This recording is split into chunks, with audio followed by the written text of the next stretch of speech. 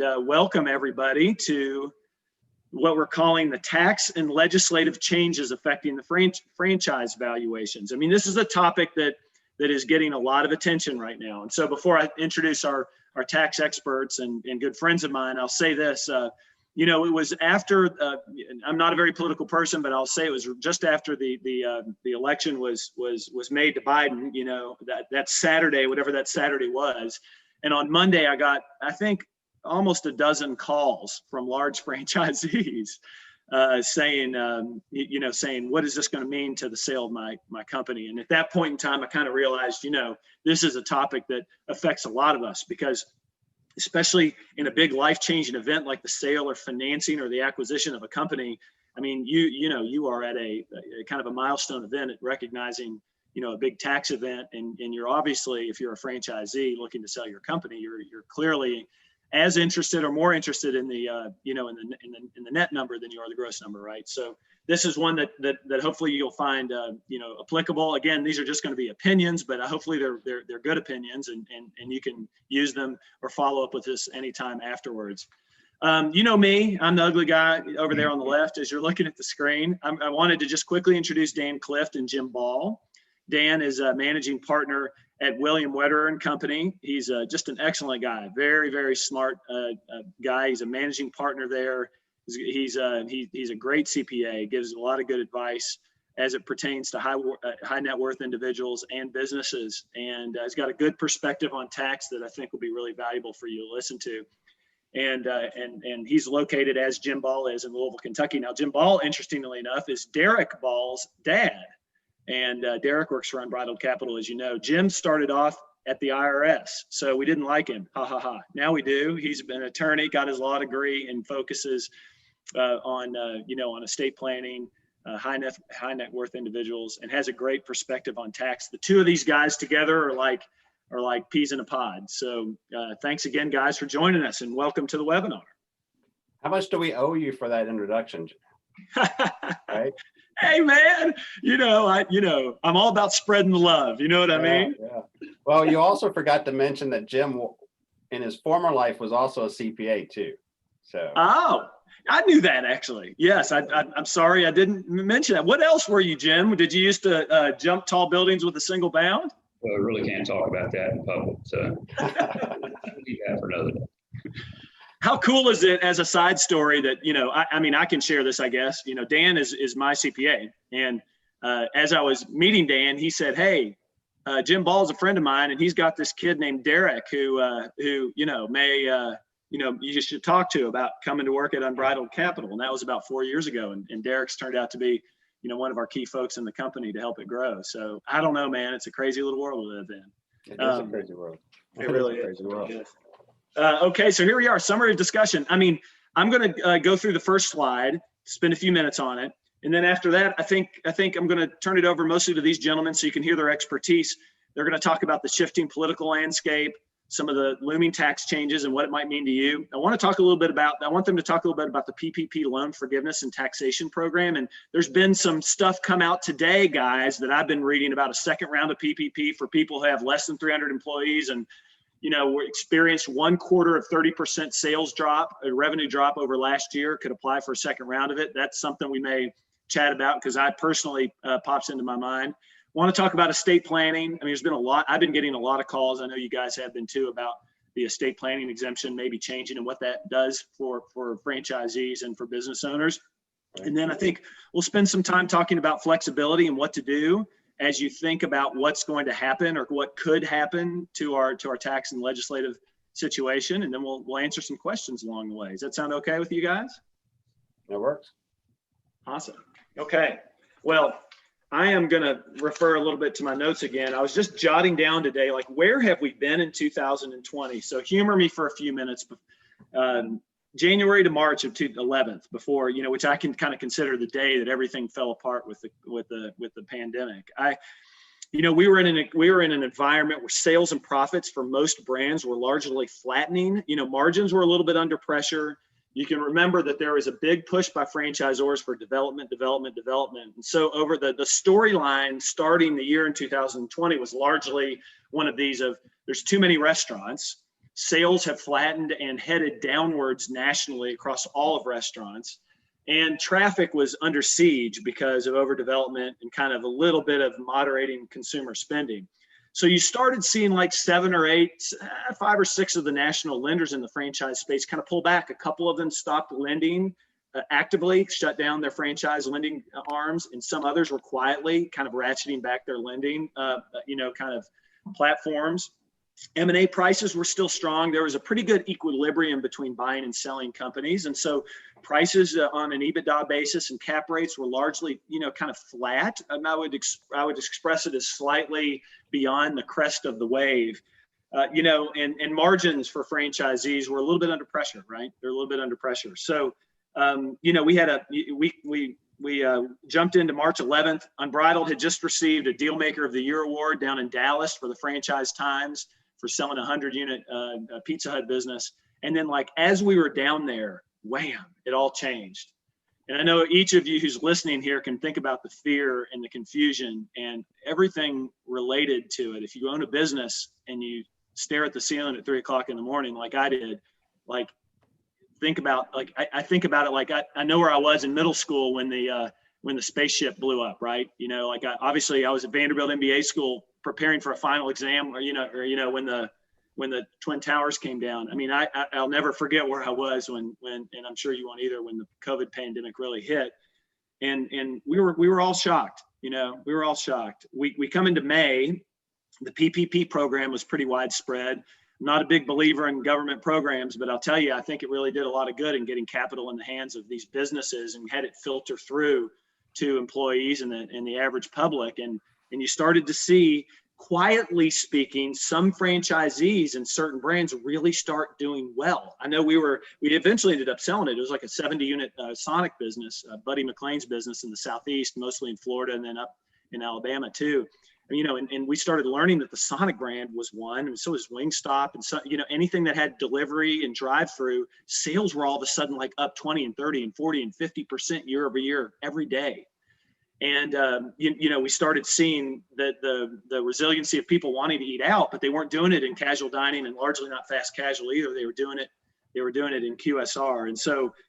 We started seeing that in the May timeframe. You started seeing a big push to pizza and to chicken. Obviously, pizza is easy to understand why. Pizza was a concept, you can get it delivered, you can carry it out. It's easy to be contactless. But chicken was one that was a little surprising, maybe because, though, of the ability to order it for a family and the fact that it transports and it reheats well. The chicken QSR business really took off, while burgers and tacos were lagging a little bit. You get into June, a lot of our deals had frozen, and we just took all of our clients and said, hey, let's pause, let's stop. Let's increase due diligence periods. Let's stop the APA negotiations on our assignments for a couple of weeks, and we were just trying to create time and space to see what was happening. But in June, our deals started kind of coming back. And we thought at first that it was going to be one of these situations where you would have the retrading happening, and a $20 million business we were selling would all of a sudden get retraded to 16 million, but it wasn't happening. And it was because sales and profits were up. And there were enough lenders that were stepping back into the space, seeing the strength of QSR, and the buyers saying that these businesses look like they're COVID proof, that led to prices staying strong and deals actually continuing to happen that were in process. And so we got into the kind of the July, August timeframe, and QSR sales continued to strengthen. We were, dining rooms were still largely closed, as many are today. And so profits were up even more than the flow through on a dollar increase in sales would justify. So you had this mushrooming effect on the bottom of the P&L.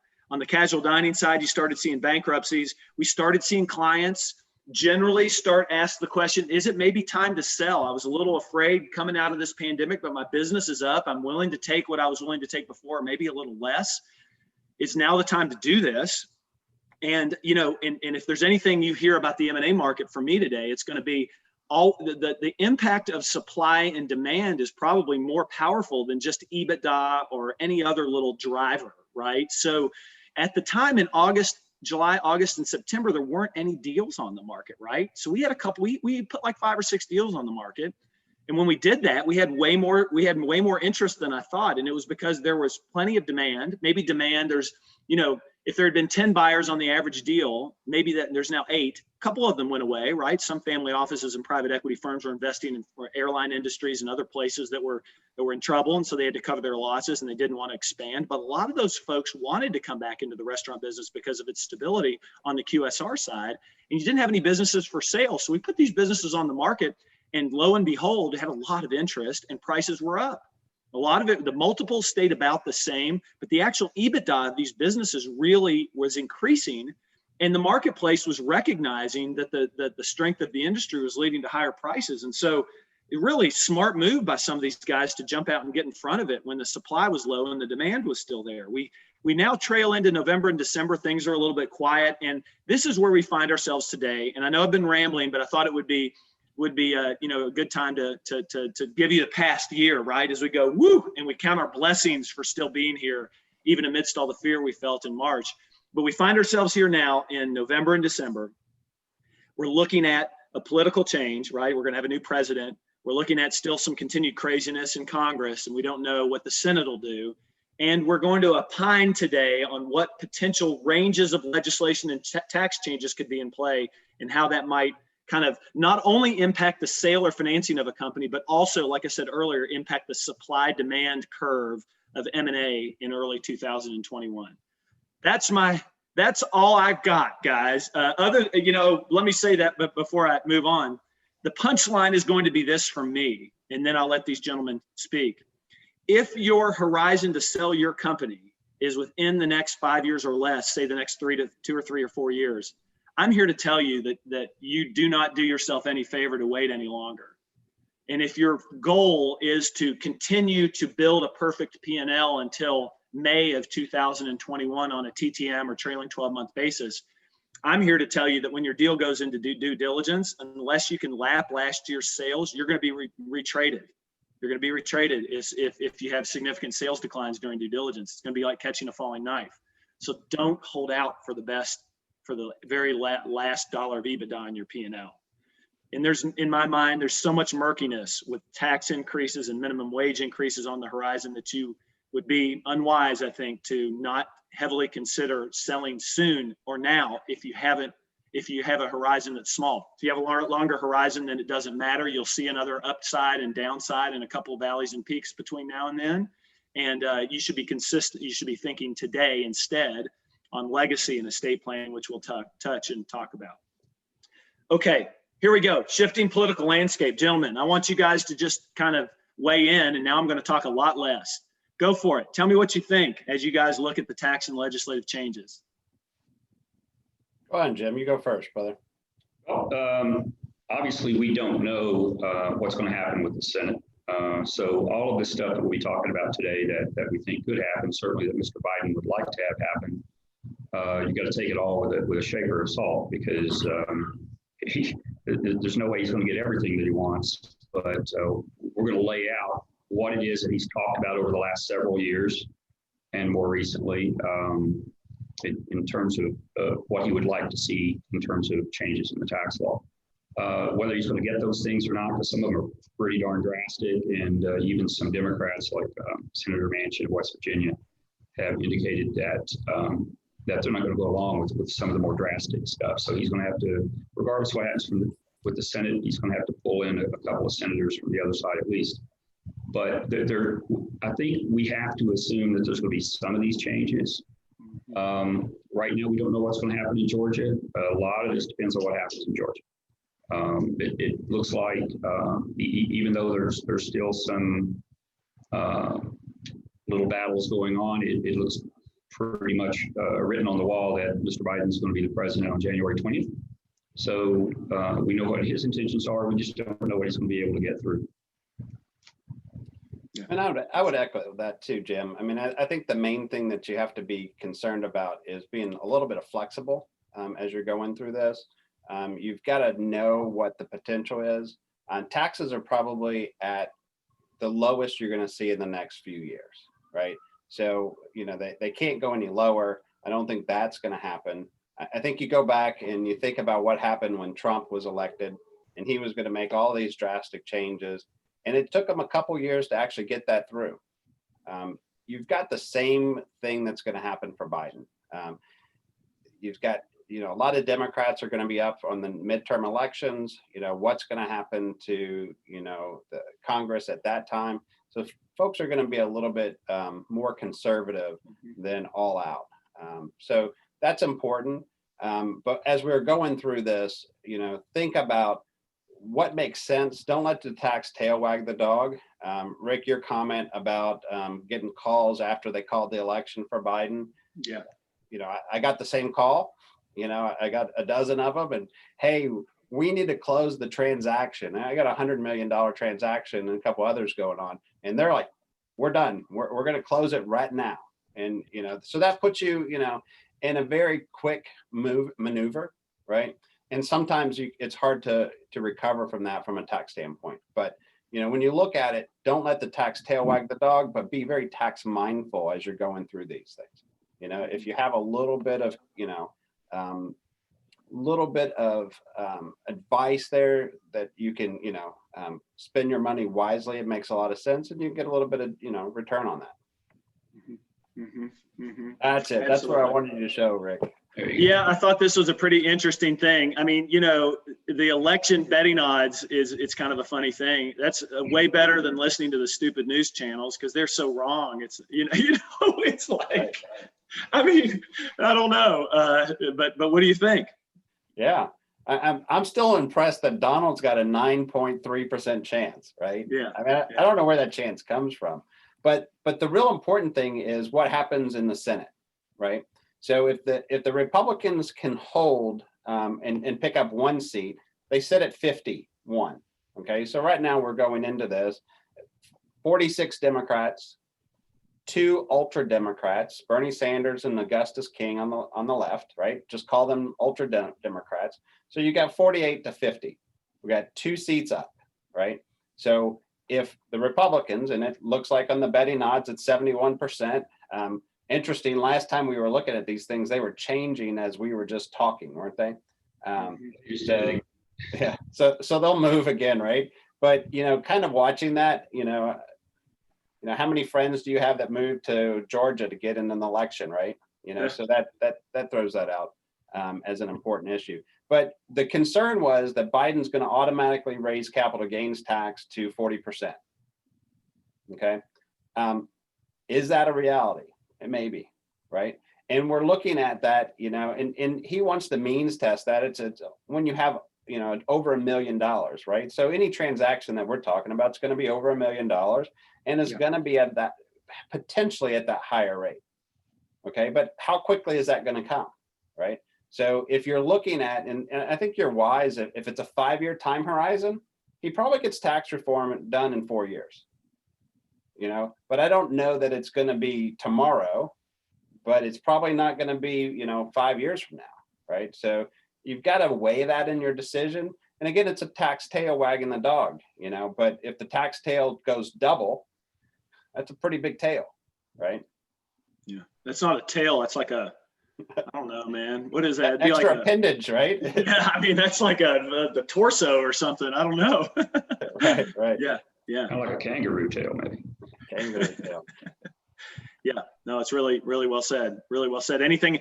Let's see. Well, let's ask this question because I hear this question a lot. I mean, what do you guys? I mean, no one has the final opinion on this, but a couple of things.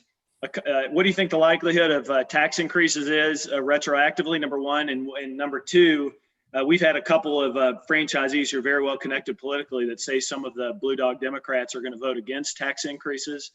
Potentially, especially, I keep hearing Joe Manchin in West Virginia. I keep hearing that name over and over again. So any comments on either of those two, because those things impact people's transactions. So everyone here is listening ears. Well, Go ahead. Well, so we expected, I mean, media told us that it was going to be a blue tsunami, right? And looking at the polls prior to the election, it was going to be a landslide, 10 or 15 percentage points. We didn't get that. Okay. So the appetite maybe wasn't, what they portrayed it to be. Okay. And I say they as the media. I'm against the media and not to pick a political side, but they kind of led us in a direction.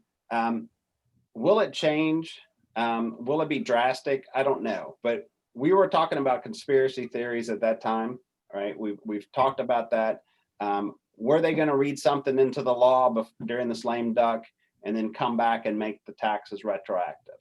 I don't know that that's a high risk right now, but it really has a lot to do what happens in January. On January 5th is really the tell, and if they hold the seat, then we can feel pretty good that they can't pass tax legislation without Senate approval.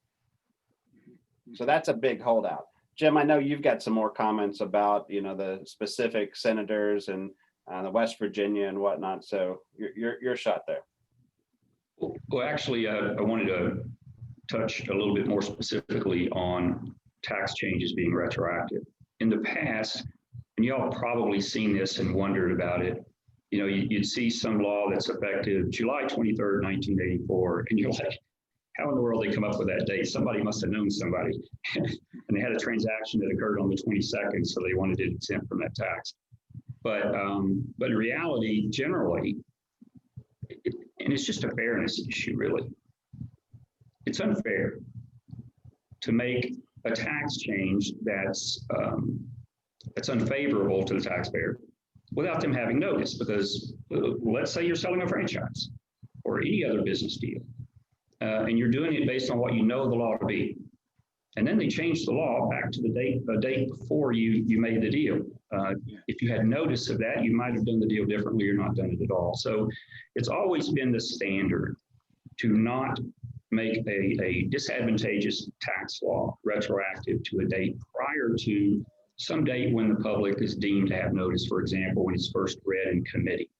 And that goes to Dan's comment. Even during the lame duck session here, they could introduce a tax bill that they think could maybe be passed next year. And therefore, let's say they do that on December 15th, just to pick a day. They could maybe make it retroactive or make it effective on December 15th. But then they go a step farther and say, oh, not a lot, but often enough, make it effective for that entire year. So there's a chance that they can make a law retroactive to cover anything in 2020. I don't think that would ever happen. There's too many of those middle of the road Democrats. You don't have a lot of middle of the road either party anymore, but there are several who would not permit that to happen. So I don't see anything being effective in 2020. So that gives us a little bit of a window of opportunity potentially. But I like Dan's comments too. I don't like them, but I don't like them at all actually. But Dan's comments are that we're probably looking at a higher tax environment at some point. So there is a window of opportunity here, and maybe we'll go to the next slide and just chat about that. And let you guys just kind of opine about what is on the table. Whether it's today, tomorrow, next week, or next year, and what are we talking about here? How conceptualize this for folks? So the main thing that you're looking at is what are the rates? So the conversation that that Biden's having, and it was a conversation that everybody was having, is 20% corporate rate too low, right? He's thinking 27, 28%, and it's kind of flat. There's no graduated tax in his belief. Then you come back to the individual side of things, and you look at a rate increase for those over $1 million back to 39.6, which, we're just calling 40%. So what are the chances of that happening? I don't know if they move exactly back to those same things, but they probably change, and they don't change for the better. They change for the worse if you're a taxpayer. It depends on which side you're on, right? But a big important, issue is, there is a break point on some of this. Okay, top 5% of wage earners in the United States make over 150,000, and they pay 85% of the tax. So it's easy to pick on those guys. It's easy to pick on a franchise owner that's employing 100 and some employees, right? It's easy to pick on them because they're making all kinds of money, right? I mean that's the problem, and that's the that's the issue that's out there. And Bernie Sanders loves that issue, didn't he? I mean, he was beaten up, on that the whole time. So Biden shared some of that. It's when it's over $1 million, we're going to put that into play. That might play. There's some Democrats that don't subscribe to that. Some more moderate that we hope that stay on the correct side of the aisle and don't subscribe to that. But the chances of the taxes going up, I think, are pretty high. It's hard not to think that they won't go up in the near term. And the question is when, right? It's not the question of if, it's more of a question of when. And some of the taxes you're talking about, corporate income taxes would be one that's probably on the table, right? But that is less probably, not entirely inapplicable to the franchise community if we're speaking to a 30 or 50 unit franchisee in Des Moines, Iowa, okay? But largely speaking, they're going to be operating through S corporations and LLCs, taxed as S corporations. And so, they're thinking probably, okay, corporate income tax doesn't apply to me as much. Income taxes are going from the top rate potentially of 37.5 to 39.6. Is that right? So we got a 2-point move, maybe 210 basis point move, which, is significant, but not earth shattering. There's really, as we look at this, probably a couple of others that really hit you in the tail. And one of them is capital gains taxes. And maybe the other one is payroll taxes too, right? The deductibility of payroll taxes. You want to speak to those a little bit, and I've got just a little simple, Rick Ormsby kind of calculating it up on a $30 million sale, $15 million allocated to real estate, $15 million allocated to the business value. You got to make assumptions on what the basis is. But let's say of that $15 million in business value, it's not unheard of. It's pretty normal to see the FF&E allocation being around 40% of the business valuation, and maybe the goodwill allocation being $9 million. So maybe you got a $30 million transaction that has $15 million in real estate, $9 million in goodwill, and $6 million of FF&E. And if you roll through capital gains tax increases from 23.8% to potentially as high as 39.6%, and you guys got to tell me how you feel about all this, I come up with just old back of the envelope potential tax being anywhere from currently on the federal side, 7 to 8 million, and it could be 11 to 12 million if it goes all the way to the highest, that's been discussed throughout the election process. So that is, guy's got 30 million, got no debt, got no transaction fees, which is always never the case. But if he doesn't, he walks away with 22 million, maybe in one, now, in 2 years from now, maybe he walks away with 18 million or something like this. Pretty big potential difference there, I suppose. What do you guys think? Comments? Well, in terms of the capital gains taxes, there's something that's really interesting in what Mr. Biden has proposed, and that is this flipping of the capital gains tax could actually be more than ordinary income tax, because he wants to make his preference is to do away with capital gains discount, if you want to call it that, and just make everything ordinary income. But the 3.8% Obamacare tax would still be there, and that would apply, at least the way it's written now, to your capital gains. So you could have potentially a 43.4 capital gains tax. I think, like Dan, it's much more likely that capital gains will go to 27, 28%. It was 28 for some time. Just like we think capital or corporate tax probably won't go to 35. It'll probably go to a flat 28, which is halfway there, which is kind of what he's proposed anyway. So yeah, your taxes there is going to be extremely, it's not certain, but considerably higher. My biggest concern, I think, with that, or maybe we should put that off in terms of talking about the estate tax aspect. Yeah, we got another slide because I want to spend some time on that. That's something that itching ears will want to hear because it's such a massive issue. What about if you're look, it's one thing to be selling a company, and, I harp on this all the time about valuations and timing and capital gains taxes. People who know me on this webinar hear me say this stuff a lot. But, what about if you're just operating a franchise company and you're thinking about the Social Security tax, number one, how that applies to you if that changes, and also maybe at the local level and the state level, what do you think about property tax increases? These aren't just negligible things. You guys know I'm a Florida resident now. I got out of Dodge, but in Kentucky, man, in the city of Louisville, I wouldn't be surprised to see property taxes increase by 20 or 30%. because revenue's crumbling as people move away. Comments on any of that stuff? I see two things with property tax, and I'll let Dan talk to that. He's more in tune with that. But one is where capital gains tax is going to affect you generally when you sell your business one time. You're paying these increased property taxes every single year. The next thing that happens is that depresses your EBITDA, which depresses your ultimate sale price. It hits you a couple of ways. Yeah. Well, that's the problem with the franchise. You're trying to be where the people are, and these metropolitan areas know that, right? And so there's a cost. In their theories, there's a cost for you to be in the city of Louisville or the city of Atlanta or DC or wherever you're at, right? Des Moines, Iowa. I mean, there's a cost for being in there. So they want to pick up that revenue. And look, one of the things we remember from COVID, and this is not exactly germane to your audience per se, but people are going to work remotely. Okay, so they're going to flock out of these cities. So that's where a little bit of that drain's coming from.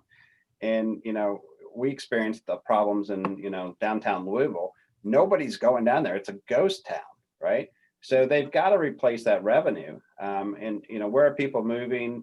People are moving outside of major population centers.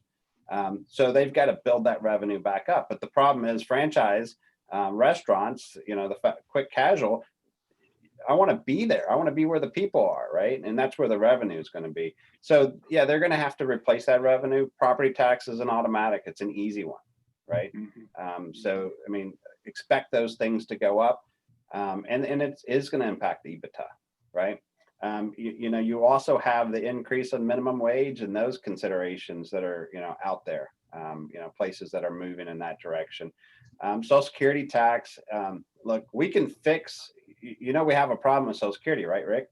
Yeah. And how many times have we had this conversation? We can fix Social Security over underfunding real quick. Remove the cap. Yeah. Right. So is that going to go up? Potentially, right? I mean, those are sources to raise revenue.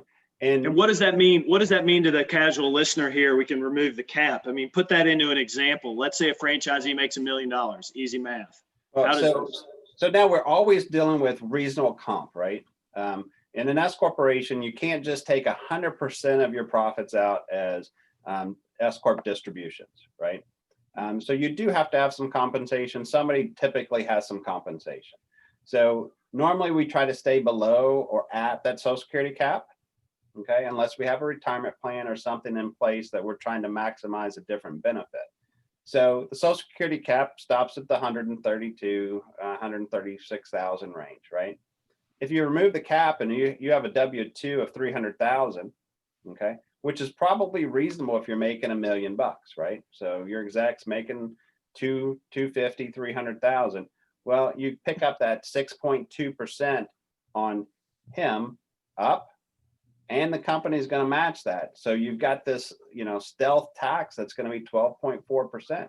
And if you do that on executives, right, then boom, we fix Social Security problem really fast, right? But it's at a cost, right? A lot of you larger franchisees who are listening, who might have a structure that's like franchisee and partner here, and then like maybe, 4 or 5 region coaches and maybe 50 restaurants that have area coaches and restaurant managers. I mean, you're talking up here, especially if you got a guy who's making, $150,000, $175,000 a year. Let's say he's making $200,000 with bonus and everything else, and he's managing a significant portion of your business. What Dan's describing could, for that one employee, could potentially mean another $7,000 or $8,000 a year in tax for both you and the company, right? So you multiply that out across multiple folks, and it could be substantial, but even bigger, obviously, for the owner himself or herself. Absolutely. You've got a couple. I'm sorry. And Obama, I mean, we've had a view of what Biden's done, right? He was he was the number 2 guy for 8 years. Obama brought this topic of the Social Security thing, every year that he was in office. So it's something that, if we're predicting what's going to happen, that's probably one that goes away. Yeah. Or gets attacked. Let's put it that way. Jim, your thoughts? One thing that Biden has said is he would like to, and maybe it still stays at 137, but if you make over $400,000 in compensation, there's not going to be a cap above that. In other words, everything that you up to 137 and everything you make above 400 is going to be subject to FICA. And you're going to have that donut hole in the middle. What I expect to happen is, I mean, that may happen. There's a lot of people that would vote for that just because, oh, those are the super rich people. But I think also you're going to see more than a creep up, but a pretty substantial increase in the 137 cap that we have now. So, for example, you might have the first 200 is subject to the tax, and then you got the donut hole, and then everything over 400 is subject to the tax. We don't know how that's going to come out, but those are the proposals that have been out there. You know, now after hearing all this, I feel like I want to jump off a cliff. Thanks, guys. I really appreciate that. So, you know, but I got one other piece of bad news. And when I got those dozen phone calls, right, you know, the Monday after Saturday, Biden is you know, declared or self-declared, whatever, as president in waiting. Most of the calls were not as concerned on taxes, believe it or not, as they were on minimum wage increases. And almost all of those dozen calls were large franchisees in the southeastern United States. And it's probably because of the glorious state of Florida passing a graduated minimum wage increase to $15 through 2026. And I heard that over and over again. I mean, and I've personally seen, you know, in our unbridled business, what the impact of minimum wage increases means to people's P&Ls. I'll say this. If you're in the southern United States, a lot of people are paying an average wage that's $8 or $9 an hour. I think nationally, if you're not in a high minimum wage state, a lot of people are having to compete for labor and paying at least $10 an hour. I don't know what your particular situation is if you're a franchisee. What I can tell you is in 2018, we had a deal in Seattle. And in the middle of the transaction, it went to $15 an hour minimum wage. And I watched, no kidding, over the course of almost overnight, it seemed, maybe it was over 60 to 90 days, but the person's EBITDA dropped 70 to 80%. It was shocking. It was shocking. It was almost like, I mean, like half of the stores went unprofitable immediately. Franchisee ended up in bankruptcy. I mean, it was just shocking. Now, I think the learning from that is a lot of states are going to put in graduated, you know, increases to get to $15. But if, you know, Florida can turn, the other states are probably, or, you know, in the South are going to be somewhat behind it. And you cannot price your way out of minimum wage increases. I mean, you can't do it immediately. You'll lose your customers. They're not that elastic with their pricing. They're not going to come and order a $3 taco tomorrow if they paid $1.50 for it yesterday. So you have to do it over time, and you have to be patient. Those are some of the, you know, learnings I think I've had there. Any comments on that, guys? But that's clearly the biggest one, because I think you're going to find EBITDA on an operating business, is especially one that operates, you know, relatively low wage employees. It's going to be hit pretty hard. And there's been a lot of rhetoric at the presidential campaign level about $15 minimum wage being a living wage. Well, the difficulty with all that rhetoric is that even if that doesn't happen, it immediately affects the value of your business, just because banks are going to be a little bit more reticent to lend, not knowing what the future is going to hold, not knowing whether that borrower is going to be able to fund that loan over time if the government takes 80%, 70% of the profits away. So I think it's going to affect people's businesses regardless of how it actually comes out in terms of pricing the sale. Yeah. As always, if you're a franchisee, you want to be operating the best brands and be the best operator. And if you do those things, you're going to be fine. Because I've always believed that a cream always rises to the top. You know what I mean? Like the best always gets better, and the ones that struggle are the ones that were marginal to begin with. So if you're operating a brand that's a legacy brand that hasn't performed well historically, or it's kind of languished along, those are the brands I'd tell you, you know, you need to be cognizant. You know, you need to be cognizant of operating into 2022 and 3. There was a comment that you couldn't see my screen. Can you guys see the PowerPoint screen okay now, or is it still on another screen? No, we're still on, or mine's still on the election map. Oh, darn it. Okay. All right. Let me see if I can fix that. My apologies, guys. Now you see me, right? Oh, we got you. Well, let's go back to the map. Yeah. For sure. Better view, right? Better view. Let's see if I can get this now. Let's see if I can. Does that do it? Yeah, there you go, Jim. There you go. Okay. There you go, Rick. Sweet. Let's talk a little bit about, about PPP and loan forgiveness. It's a little bit, it's maybe a little bit apart from well, it involves taxation. You guys have done a lot of good work related to this. We've got a lot of new news coming out. Could you kind of give us a little update on what you think just kind of what's going on, how to prepare for paying for a possible tax in 2021, how to think about all this stuff? Well, I love your screen. You've got it laid out there. The first question and the most looming question is the triple P going to be taxable, right? Right now, as the code stands, as Munchin and the IRS have said, hey, it's taxable. And it's taxable whenever year you get it forgiven. Now, you're probably not going to get it forgiven in 2020 in the last part of this year, because nobody's accepting applications really. None of the big banks are accepting applications. Under 50,000, they're taking those applications, and then everybody else is pretty much stalled.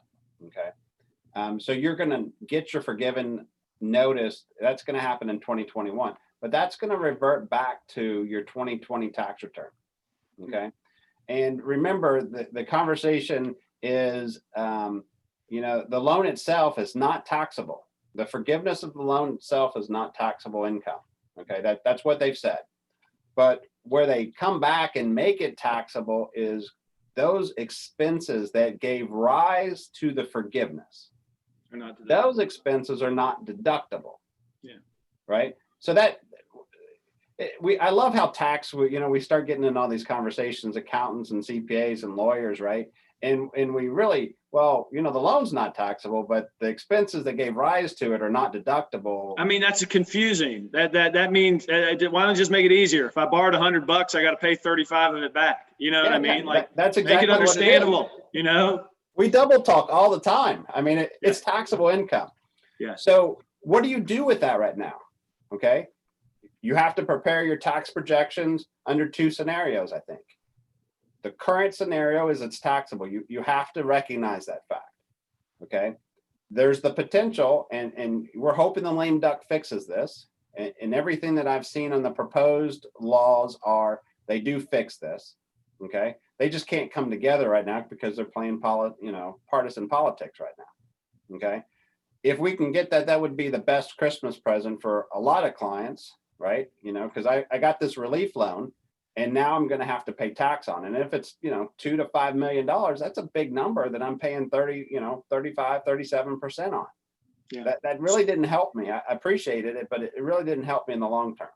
Okay. So I made a $3 million loan. I got a $3 million loan. It's basically all forgivable. I'm sitting here and I got him right now. I got $1 million. I got to pay back under the current legislation. When do I have to pay this darn money back? Does it go against my 2020 tax return, but I pay it in 2021?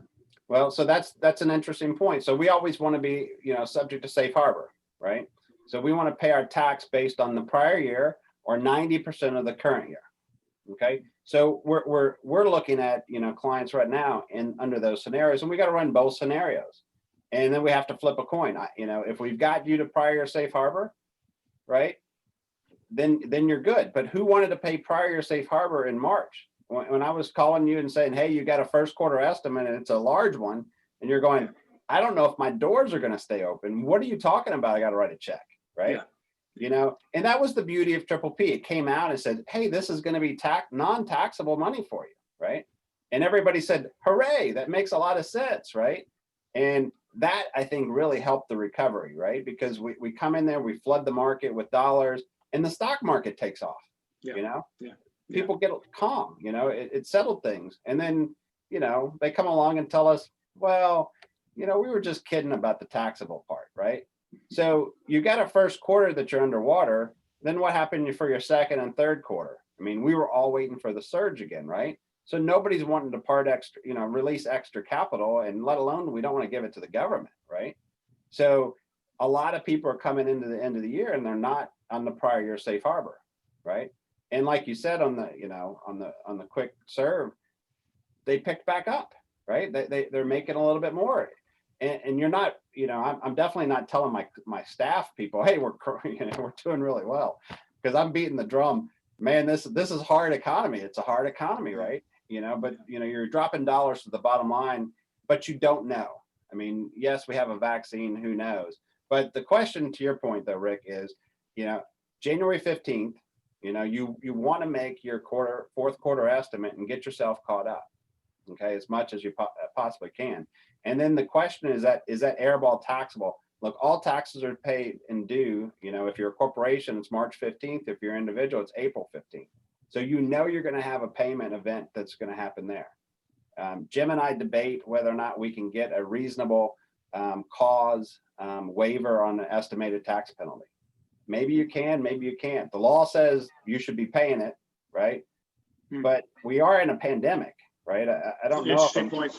It's an interesting point. It's an interesting point. So that's the question. April 15th for most of your S corp folks are going to have to pay a tax, and then heaven forbid, if we're going to safe harbor, you're paying 1/4 of 2020's taxes, right? Isn't that a scary thing? To get to the safe harbor, right? So I mean that's a big issue. So you've got to think about that. We hope they fix it. We're doing strategies that leave people pretty open. And I'll be honest with you, if I have to pay the estimated tax penalty, I'll pay the estimated tax penalty rather than release the dollars. But when I say that, I have to tell the client, hey, are you willing to pay that 7% estimated tax penalty that's non-deductible? And they want to quantify it. And I've got a $5.5 million triple P loan right now. Without the loan, it's $1.8 million loss. With the loan, it's $3.5 million income, right? And what's the estimated tax penalty? I mean, that's what they wanted to know, because we're trying to give as much time, for liquidity purposes, because they need that money. They're not ready to write that check to uncle. Yeah. I'm hopeful that legislation gets fixed. And again, I made the comment today, I saw a point that they're talking about being able to issue a second round for 300 employees or less. If you had any quarter in 2020, your revenue was down 30% or more over last year, you could apply for a second round of money that could be fully forgiven. So that may apply to second quarter, especially for a lot of our casual dining, fast casual clients, or gym clients, you know what I mean? People who operate health and fitness businesses and auto businesses, because their revenues were down a lot. Doesn't probably apply so much to the QSR franchisees. Keep note of that. Guys, we've got 11 minutes left. And so I wanted to make sure we hit the rest of this. So Jim, you're on deck, buddy boy. What do you think about estate planning? This is something that really needs a little bit of attention, if you don't mind. Well, I think estate planning changes are low-hanging fruit for Democrats, in that because it affects only the filthy rich, right, as they see it. So the proposal has been to go from the current exemption, I think it's $11,580 per person, basically $23 million per couple, to $3.5 million per person, and to decouple the gift tax from that and limit gift taxes during your lifetime to $1 million. The really, really scary thing they want to raise the tax rate to maybe 45%, from 40 to 45, which is not that big a deal, but reducing the exemption affects a lot of small business owners. But to me, the really scary part is what he's proposed with, the step up in basis when you die, whatever your assets are worth. That's what your heirs take as a tax basis. They can immediately sell that. The capital gain is just gone. It dies with you. He's talking about doing away with that, number one, but worse than that, he's talking about making death a gain recognition event, which means when you die, not only do you have the estate tax, you have potentially a 43.4% income tax, which comes off first. And then whatever you've got, whatever they leave you after that, is subject to the 45% estate tax. So you're talking about, we've run the numbers, and the government basically could get 68% of what you've worked your whole life for, assuming you have no tax basis. And you know how it is with most of these closely held S corps. Tax basis is not that huge. So assuming a $10 million business, for example, the government could get 6.8 million of that, leaving your heirs 3.2%, just under a third of what you've worked your whole life for. And then the bill is due immediately within 9 months after death too. So what you're doing is you're putting a gun to the heads of your kids and saying, I mean, it's going to, I mean, the repercussions are dramatic of what happens next. I mean, they're dramatic. I don't have a family with any money, but if I did, and all of a sudden the $10 million gain comes to me and I got to pay 6.8 million in taxes that I don't have, that forces me to liquidate. And then when I liquidate, you talked about this earlier, I have to liquidate at a discount, don't I? Because I'm in a fire sale, daggone it. I got to get the darn money to pay the tax. So whatever that I get a hold of that's worth 10 million, unless it's stocks that I can trade quickly, I got to dump it for a discount. It's a fire sale to pay the taxes. It's almost criminal. I don't know. Well, you could be selling into a down market too, but hey, yeah, there is that's true. There. We do have section 6166 for closely held business to allow you to pay that tax over time. But the best your kids are going to get is the 3.2 million of your estate. If you have to sell it quicker than you should because the market's not right, then they're going to lose more than that because you'll sell it for less than its value at date of death. Planning's critical. A lot of your clients I know are putting things in trusts now to cover their assets and plan for their legacy to avoid a possibility this exemption will go lower, way lower. What about insurance? Talk about that. We just got a couple minutes though, so give us a couple minutes. But one thing on that, there is no clawback. For example, if you give $11 million to a trust today, and then the law changes and reduces the exemption to 3.5 million, that 11 million is out. They're not clawing that back. Okay, so if you're concerned about the exemption for estate tax going down dramatically next year, it's a good idea. It's kind of late, but it's a good idea to make those gifts today if you can, or before the 31st. Yeah, well said. Insurance becomes important too, right? Insurance is a huge thing. Yeah, I'm sorry, go ahead. Yeah, insurance is a huge thing. We're starting those conversations again. Putting in an irrevocable life insurance, looking at second to die policies. If it's taxable at the first death, the second to die is not. You need to have a first to die policy. Are you insurable? What are you doing with those? Making sure that you've got a reputable insurance company. I just had the conversation earlier this week on a $5 million policy. You've got to have some liquidity, and that's what life insurance is for. I mean, that's really what it comes into the high net worth person, is as a vehicle to help pay the estate tax, a vehicle to make sure that you keep some amount of net worth in your family. So you definitely have to consider it. Isn't it just funny? Here I am sitting here. I just started rubbing two nickels together, selling chicken stores and taco stores and pizza stores. Simple, right? Make a phone call, get to know people. Why does this get so complicated, man? I mean, you know what I mean? I'm just listening to you guys. I'm like, oh my goodness, it hurts my brain. But thankfully, you guys, will lead into the next slide, right? Because it hurts my brain, and you guys are good advisors. And so, I do quarterly tax and legal planning meetings with these two gentlemen. I mean, you should too. It isn't, you know what I mean? You just got to trust good professionals. And, and these two guys particularly are really good with creative ideas. And so I don't know if you have anything that you wanted to share, but you got to think about revenue recognition, expense planning, borrowing against related companies. If you're trying to hedge yourself against tax increases in 2021, look at distributions, extended filings. We just got 3 or 4 minutes. I know there's a lot we could say about this slide, but let me do a little rapid fire Q&A. What do you think these guys, gentlemen, what do you think changes on the tax and legislative horizon? Which ones are most and least likely to occur, do you think? I think most likely to occur is some change in the estate planning exemptions. Maybe not as dramatic as he wants, but that's kind of an easy one for Congress to get together on, right?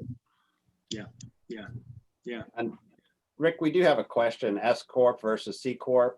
Do the potential income and estate tax tips the balance one way or the other? Yes, they do. So C Corp was in play for a little bit. C Corp's not so much in play right now. It depends on what the tax rate. If we go back up to 28%, you've got to run the numbers. You've got to look at it. One thing that we didn't mention, and since we're in rapid fire, we're going to lose the SALT. I mean, with the SALT's $10,000, state and local income tax deduction. You're going to lose that. You know, that's one of the things Obama or Biden wants to do. He wants to means test that again. So it's almost an alternative minimum tax. So you'll get, 28% tax benefit of your itemized deductions, but he wants to keep the SALT.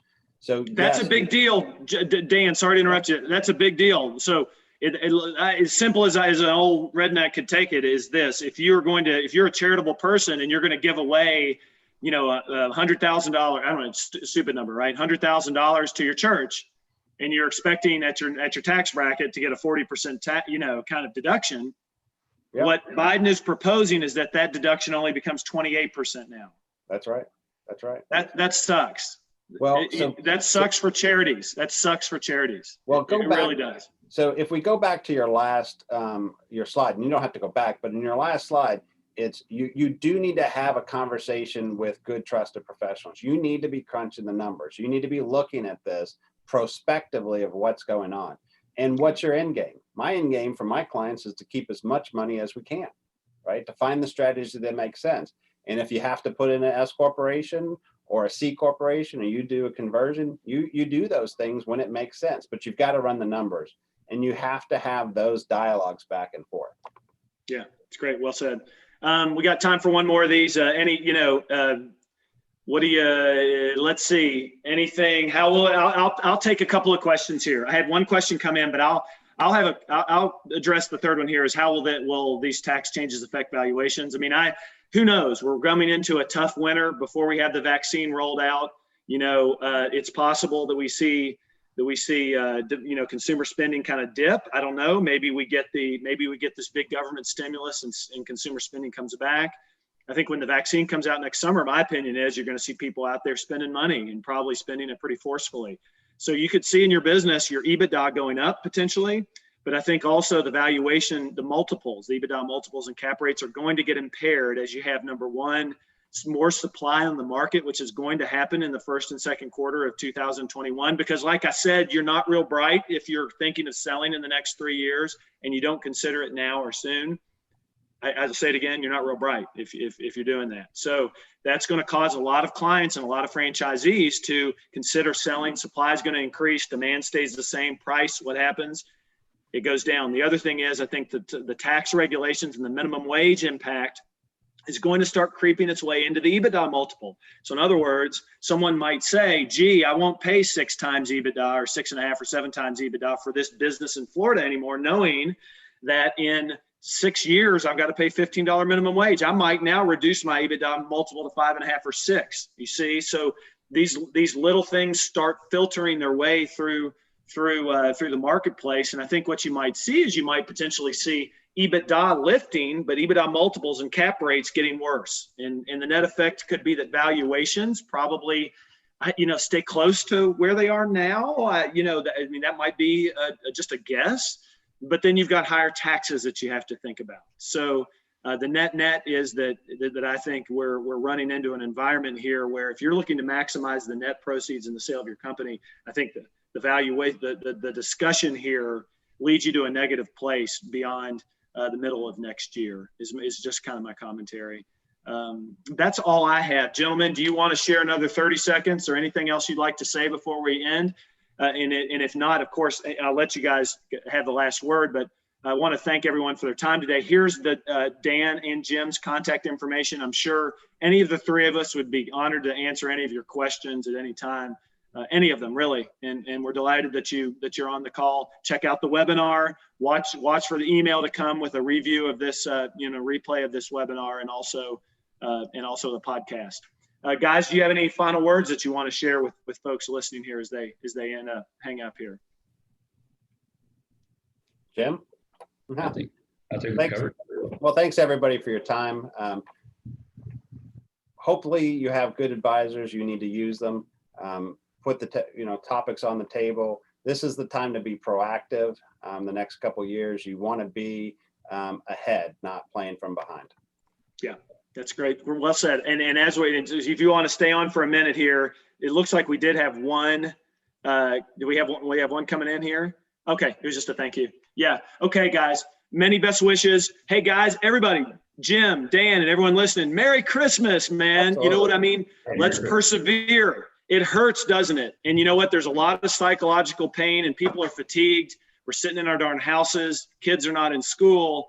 You know, we can't see our loved ones when they're sick and passing away. I mean, it isn't the easiest, but daggone it, we're resilient people. We have been for 200 and some odd years.